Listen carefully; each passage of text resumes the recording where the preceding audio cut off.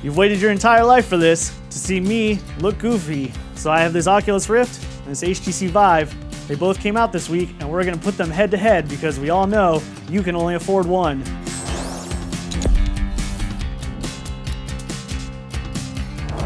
Let's talk hardware, and we're gonna start with the Oculus Rift and its design, which is more rigid than the DK2 or the Vive for that matter. It uses a spring-loaded mechanism here. It is supremely easy to put on and take off, and you get a perfect fit every single time. And it also is very lightweight, which is very important when you want to use the Oculus for a couple of hours.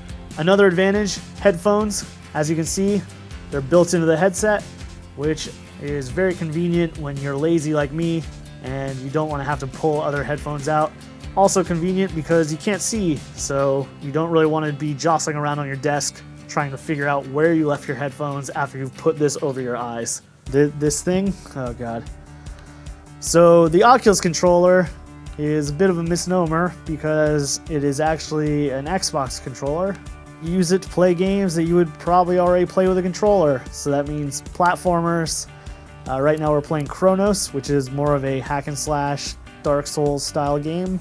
In a VR world, this is just not very fun. And if you don't play games, it's very hard. I can't really put a controller into the hands of my mom, for instance, and say, hit the A button. This is not interesting. This is not intuitive. It's just a controller. We can also talk about the camera here. It's very different from the DK2 iteration, which used to mount on top of the monitor. They've built this weird street light post type design. It sits on your desk. You can still take it off and mount it on the monitor, but that's not included with the kit. So this is the default way that most people are going to use it. It looks really nice. It looks modern. It looks sleek, but it's not as obvious where you should put the hardware. Do you put it on the back of your desk so it's out of the way? Do you put it on the front of your desk so it tracks more of the room?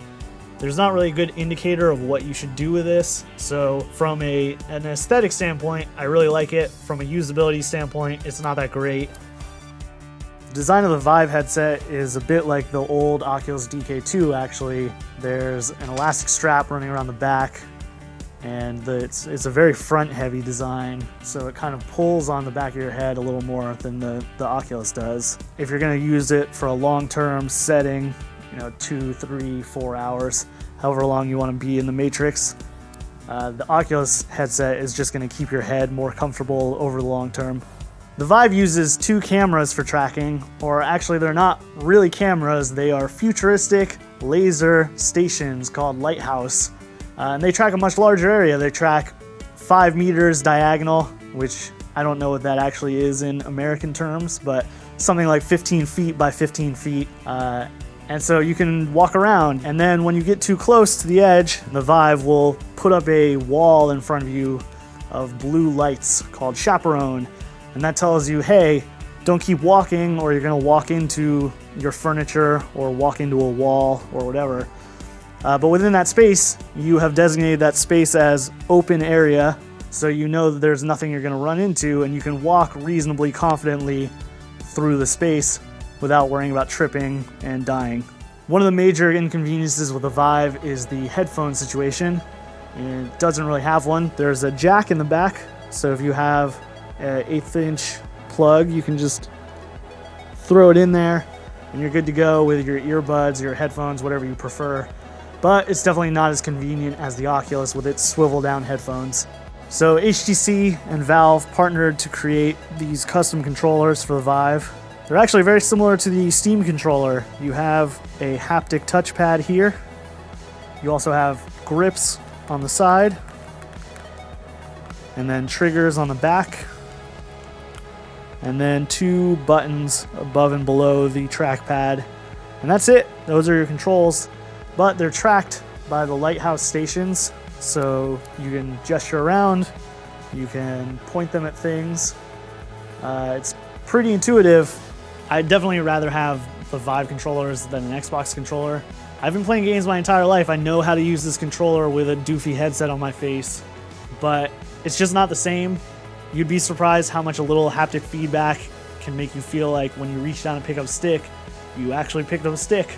The Xbox controller is fine for traditional games, but it doesn't really duplicate that feeling, and in VR, that's necessary.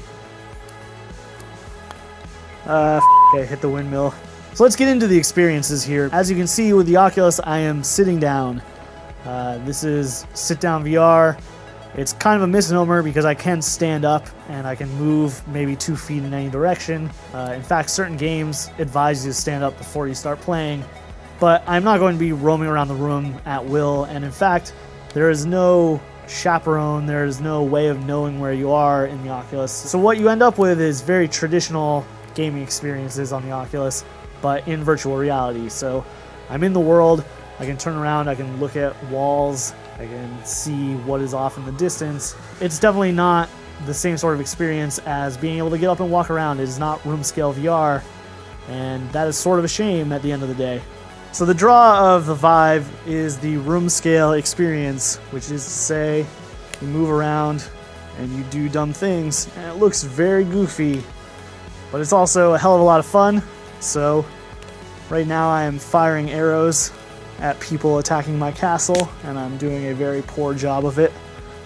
That is the full Vive experience, and to facilitate that, people have made a lot of demos. So when the Vive launches today, there will be a lot of things like this, things where you have one goal and you're just doing that goal for as long as possible. That is a lot of the Vive launch day catalog, unfortunately.